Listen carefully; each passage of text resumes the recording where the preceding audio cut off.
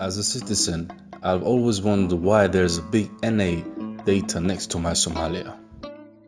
To answer this question that has marred millions of youths in Somalia, I would like to take you back to 2009 and how we are eradicating this NA logo.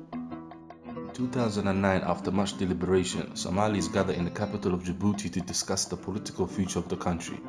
This was crucial to show the rising of the nation, as the current temporary designated capital Beirut and the capital of Somalia, Mogadishu, had been under siege by the terrorist organization known as Al-Shabaab. In 2011, the Somali armed forces stepped up their battle to free the capital from all criminal networks.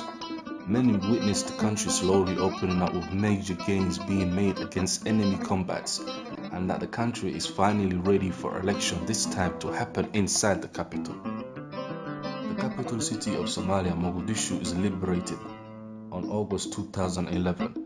The interim president of Somalia and the parliament called for election with the public to take place inside Mogadishu on 2012. This news announcement leads to millions of Somalis worldwide expressing the joy to finally see a peaceful election inside the country for the first time in 40 years. Somalis and the world tuned into the televisions to witness an historical peaceful election inside the country for the first time in 40 years.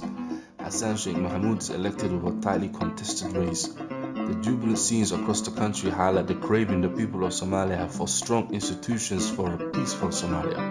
Somalia is steadily arising from the dark clouds that have hanged over her for many years. A nation consisting of 75% youth is on the rise once again after its temporary halt for the past 24 years. We no longer are tolerating NA next to our name, and by 2030, with stronger institutions, Somalia will eradicate this status and unearth the rich data that it possesses.